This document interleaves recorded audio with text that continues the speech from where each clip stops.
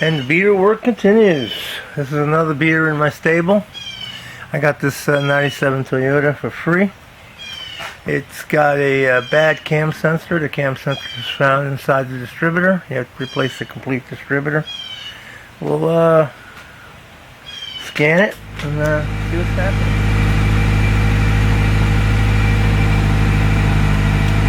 We got the air temperature sensor circuit.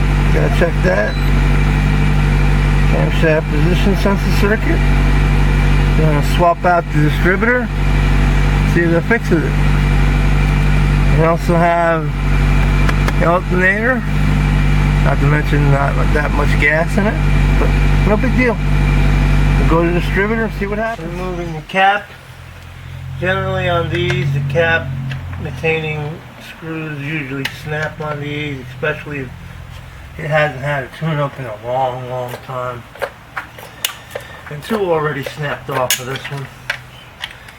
But since the rotor's cam sensor unwound itself, all the copper winding came off of it.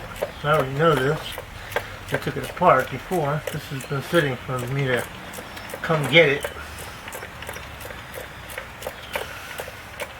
But when I put the new distributor on, these bolts, these little cap screws that go on the cap, are going to get some anti-seize, because steel and aluminum does not like to play nice. And we live pretty close to the ocean here, maybe about 40 miles away. And this thing lived in Margate, New Jersey, so it was right on the water. This is typical of what happens to aluminum. Getting anywhere near salt there.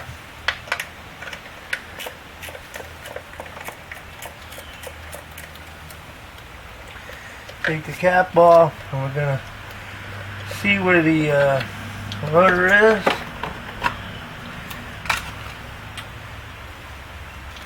That's exactly where we're going to put the rotor. In the same exact position. I'm going to pull this out and then put the other one in the same exact position as this rotor. And we'll be okay.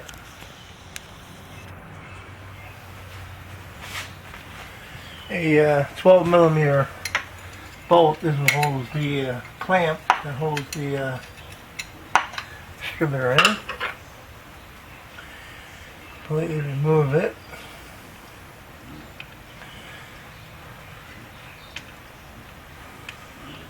Not want to turn this engine over at all. Leave it exactly where it was, in the position it was. As you're taking it apart.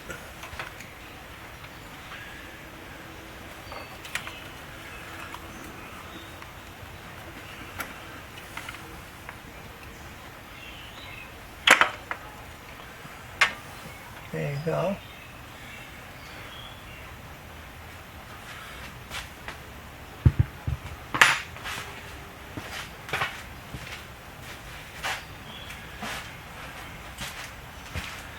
Take some of the oil that's inside here. Lubricate the O-ring.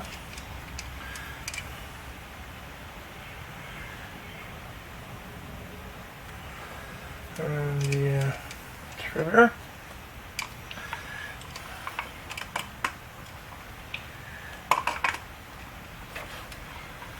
Lining this up exactly the same way as the other one was.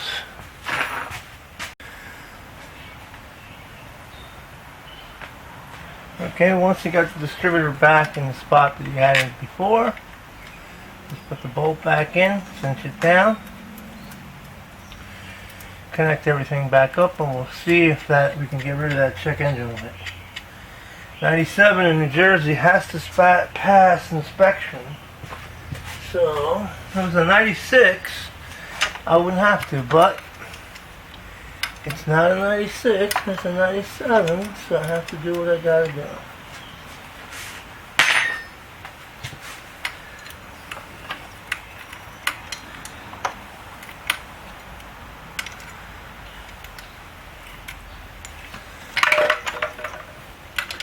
Now we'll use the old cap as guide to put the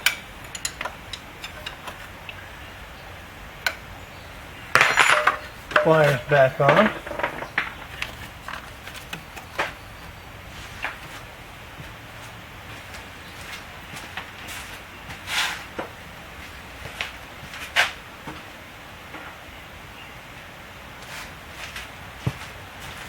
The new cap's going to go on with new bolts and nice clean anti-seize, so it'll work. It'll stay unfrozen much longer this way. Alright, got the cap back on.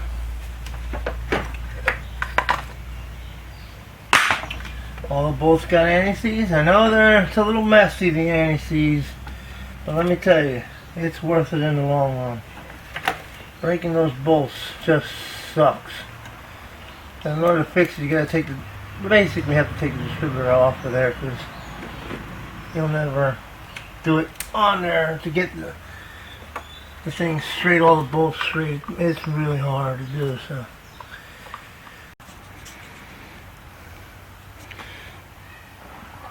All the wires back in the correct space. The distributor snugged up. All the other air temp sensor connected. Now we can see if we can run it, and the problem is gone.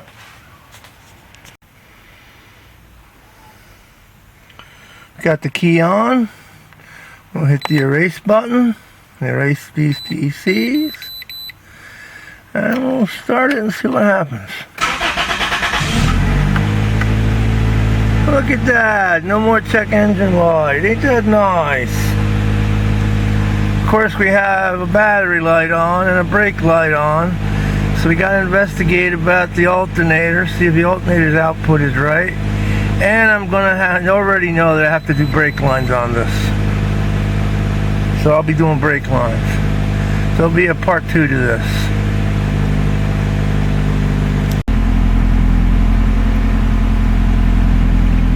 This Harbor Freight Zurich, I think this is the Zurich ZR15. You can do a battery test in the car, alternator test. Headlights are turned on.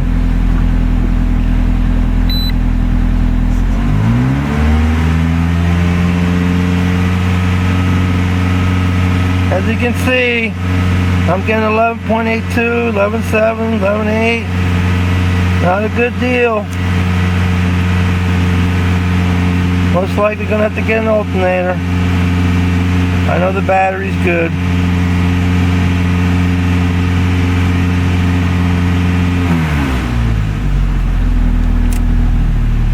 And you turn the lights off to 12.